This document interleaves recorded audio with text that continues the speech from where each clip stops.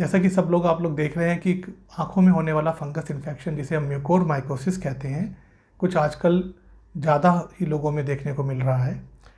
यह infection in fact ऐसा नहीं कि पहली बार हो रहा है, पहले भी यह जो लोग जिनकी इम्यूनिटी कम होती है, इम्यूनो कम्प्रोमाइज लोग हैं, जिनका ऑर्गन ट्रांसप्लांट हो चुका है या डायबिटीज़ अनकंट्रोल्ड है या कुछ कैंसर की ऐसी बीमारियां बहुत टर्मिनल स्टेज में हैं, उन लोगों में भी अक्सर मिल जाता है।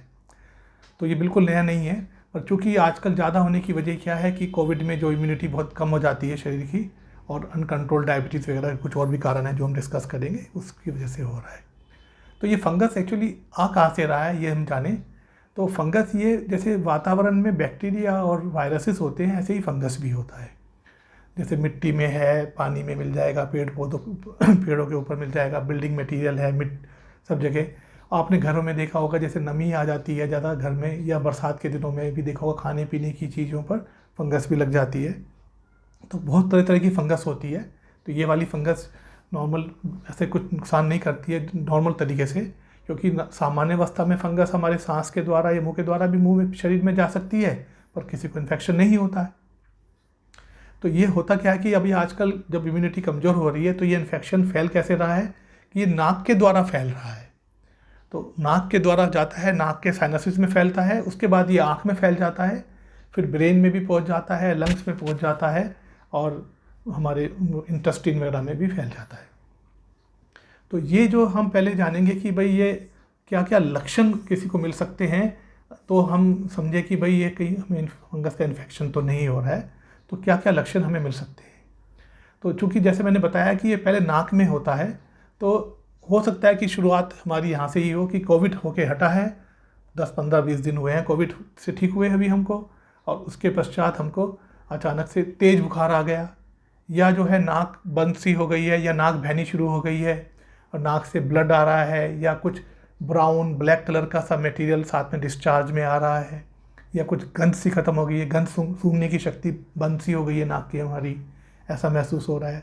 या फिर हमको लगेगा कि कुछ आँख के चारों तरफ भारीपन सा आ गया है, कुछ लाल सी हो गई है, चारों तरफ लाली सी आ गई है, कुछ ब्राउनिश सा कलरेशन आगे नाक के पास आ गया है, या आँख के चारों तरफ स्किन पे, गाल के ऊपर, पलकों पर, या इधर माथे की इधर की तरफ ऐसा आने शुरू हो गया है। आँख सूजने के कारण कई बार आँख छोटी सी हो जाती है।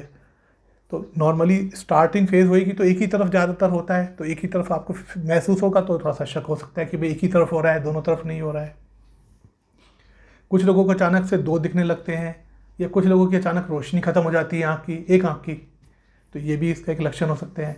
कुछ लोगों में को जबड़े की दिक्कत होने लगती है, दांतों की दिक्कत होने लगती है, छाती में दर्द हो सकता है, इस तरह की संभावनाएं भी हो सकती हैं। तो इस तरह से बड़े वेरिड इसके प्रेजेंटेशन हैं जो कि लक्षण होते हैं। अब कारण क्या है, क्यों रहा है ये, तो जैसे मैंने बताया कि इम्यूनिटी कम होने की वजह से हुआ है ये। तो और वैसे बताया कि कोविड के अलावा और भी बीमारी और भी हो जाता है, शरीर की इम्यूनिटी के जो और कारण होते हैं उसमें भी हो सकता है ये। तो अभी क्या हो रहा है कि जिन लोगों का जैसे कोविड हुआ, उसके बाद उसमें कोविड में क्या रहा कि जैसे कि स्टेरॉइड्स की दवा के जो कारण पता चल रहा है कि स्टेरॉइड्स किसी के अगर लंबे समय तक चले हैं, कुछ और दवा चली हैं लंबे समय तक, जिन्होंने शरीर की प्रतिरोधक क्षमता थोड़ा सा फ़र्क पड़ जाता है उस पर। यह डायबिटीज़ जो है जिनको, और डायबिटीज़ कंट्रोल में नहीं है, उन लोगों में तो संभावना बहुत ज़्यादा हो जाती है इसकी। स्टेरॉइड्स चलते हैं तो भी डायबिटीज़ बढ़ती है, तो स्टेरॉइड बंद हुए तो डायबिटीज़ कंट्रोल में आने लगती है। बट डायबिटीज़ पे मॉनिटरिंग रखनी बहुत ज़रूरी है। आपका कोविड तो ठीक हो गया, जब तक आप अस्पताल में भर्ती थे तो डायबिटीज़ ठीक होती रही, घर पे आके आपने परहेजी नहीं किया, दवाई का ध्यान नहीं दिया, डायबिटीज़ शुगर फिर बढ़ने लगी आपकी, तो ये कारण हो गया। इसके अलावा जैसे जिन लोग वेंटिलेटर्स पे रहे हैं, ऑक्सीजन चला है अस्पतालों में, ये सब भी इसके बहुत सारे मिले जुले कारण हो सकते हैं। इसके अलावा जो कुछ लोग ऐसे हैं जिनका कि ऑर्गन प्रत्यारोपण हो चुका है, तो उनमें कुछ दवाई चलानी पड़ती है, तो उनकी शरीर की रेजिस्टेंस भी थोड़ी सी वीक हो जाती है। कुछ लोगों को ड्रग्स की जो एडिक्शन है, उन लोगों की इम्यूनिटी वीक होती है, उन लोगों में होता है। कुछ HIV से ग्रसित लोग जो हैं उसमें इसकी संभावना बढ़ जाती है इन चीज़ों की होने की। आप कोविड से ठीक तो हो गए हैं, पर आपका वातावरण दूषित है, बड़ा गंदगी है आसपास, वो कारण हो सकता है। कोई बराबर में बिल्डिंग आपके कंस्ट्रक्शन चल रहा है, तो बिल्डिंग का मटेरियल पड़ा हुआ है, आपने गार्डनिंग शुरू कर दी, मिट्टी का काम उसमें खोदना शुरू कर दिया, तो सबसे भी कंटामिनेशन आपको होने की संभावना हो जाती है। तो ये सारे कारण हैं जो कि आपको ऐसे इसका खतरा होने की हो जाती है। इसमें ध्यान रखने की बात है, डायबिटीज़ बहुत इंपॉर्टेंट पार्ट है कि डायबिटीज़ कंट्रोल होनी ज़रूरी है। तो डायबिटिक्स वालों को बहुत ही ध्यान रखने की आवश्यकता है। अब यह है कि हम बचाव कैसे कर सकते हैं इससे। तो बचाव में सारे कारण जो मैंने आपको थोड़े से गिनाए हैं, कुछ कारण, इन सब कारणों में से कि भाई आप अगर कोविड होके हटा है तो एक तो स्टेरॉयड की दवा कभी अपने आप ना खाएं आप, जब तक कि डॉक्टर एडवाइस ना करे, तो बिल्कुल ध्यान दें इस चीज़ का। और अगर जो है बचाव करने के लिए कि जैसे आप हो घर में शुगर को चेक करते रहें, डायबिटीज़ कंट्रोल में रहे आपकी बिल्कुल। ग्लूकोमीटर 1000 रुपये के करीब कीमत का आ जाता है, ज़्यादा महंगा भी नहीं आता। घर में ही चेक कर लीजिए शुगर को, 15-20 रुपये का खर्चा आता है एक बार में टेस्ट करने का।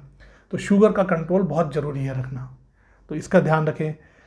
आपको पता है कि अगर कोविड होके हटा है तो अभी 1.5-2 महीना हमारी रेजिस्टेंस बॉडी का वीक रहेगा, कमजोरी रहेगी। तो ऐसे में अपने संयम का जीवन बिताएं, खान पान में संयम रखें अपने, ये बहुत आवश्यक है। और कोई व्यायाम करना है तो लाइट सा व्यायाम करते रहें, ये भी नहीं कि बहुत ज़्यादा बॉडी को एक्सर्ट भी नहीं करना है, क्योंकि बॉडी को धीरे धीरे रिबिल्ड कर रही है ना, स्ट्रेंथ को रिगेन कर रही है अपनी आपकी स्ट्रेंथ को। आपके अगल बगल में कोई वातावरण दूषित है तो उससे बचने की कोशिश करें। ऐसे में अच्छा है कि घर के अंदर ही रह लें, बाहर ज़्यादा ना जाएं। अगर मान लीजिए बराबर में कोई बिल्डिंग बन रही है, बिल्डिंग मटेरियल पड़ा है, कंस्ट्रक्शन का काम चल रहा है, ये सब से चूँकि ये सोर्स हैं फंगस के, तो आपको बेसिकली अपने आप को बचाना है। और ख़ास तौर से अगर आप डायबिटिक हैं तो और ज़्यादा बचाने की ज़रूरत है। तो इस चीज़ों का आपको ध्यान रखना है, तो आप इससे बहुत जल्दी बच सकते हैं। दूसरा, जहाँ पर आपको पता लगे कि अगर कोई लक्षण ऐसे हो रहे हैं तो टेली कंसल्टेशन के द्वारा आप नाक कान गले के डॉक्टर को कांटेक्ट करें। अगर आंखों में तकलीफ लग रही है तो आंखों के डॉक्टर को करें, नहीं तो जनरल फिजिशियन को ही कांटेक्ट कर लें। वीडियो कॉन्फ्रेंसिंग के द्वारा बहुत सारी चीज़ें पता चल जाती हैं। मैं ये बात इसलिए आंखों के संबंध में कहना चाह रहा हूँ कि आजकल क्या हो रहा है, जैसे कोविड हुआ तो आपको उसके बाद जो शरीर में वीकनेस आ जाती है, और आप मान लीजिए घर पे स्क्रीन टाइम आजकल बढ़ गया है वीडियो मोबाइल की वजह से या टीवी की वजह से, तो आपको जो है आई स्ट्रेन ज़्यादा होने लगेगा। तो आपको लगेगा कि मेरी तो आंखों में दर्द होने लगा है, दोनों आंखों में ये तकलीफ हो रही है, कहीं मुझे फंगस का इन्फेक्शन तो नहीं हो रहा है। तो ऐसे में पैनिक होने की ज़रूरत नहीं है। हो सकता है कि जस्ट उसी की वजह से हो रहा है, अपने आप ही जो है थोड़ा सा टीवी का स्क्रीन आवर्स कम करके देख लीजिए कि भाई ठीक हो रहा है कि नहीं हो रहा है।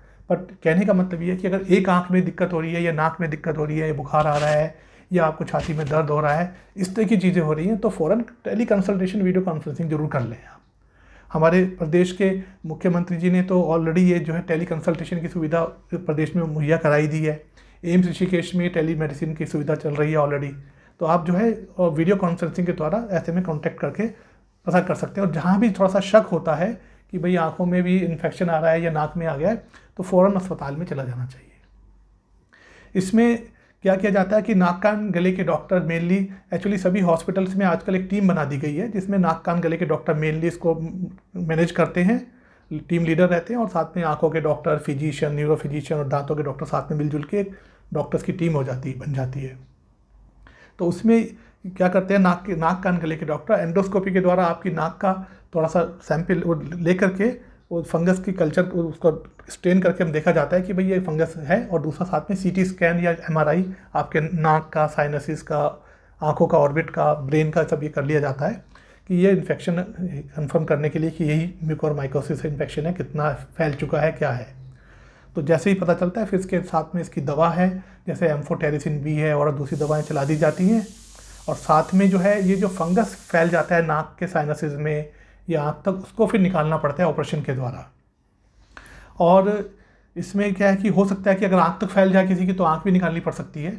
और चूँकि ये इन्फेक्शन बड़ा तेज़ी से फैलता भी है, तो ध्यान रखने की बात है कि इसका जो कंसिक्वेंसेस जो है ज़्यादा अच्छे नहीं होते ऐसे में। तो इसलिए इसको जितना जल्दी हो बहुत जल्दी, जहाँ शक हुआ आपको फ़ौरन से फ़ौरन पहले देख लें कि इन्फेक्शन ही है, कुछ ऐसा नहीं, तो फ़ौरन मेडिकल परामर्श कर लेना चाहिए और इसका ट्रीटमेंट शुरू करवा लेना चाहिए, वरना कंसिक्वेंसेस और दिक्कत वाले भी हो सकते हैं, हमारे लिए लाइफ थ्रेटनिंग भी हो सकती है। ऐसे में ये ध्यान रखने की आवश्यकता है।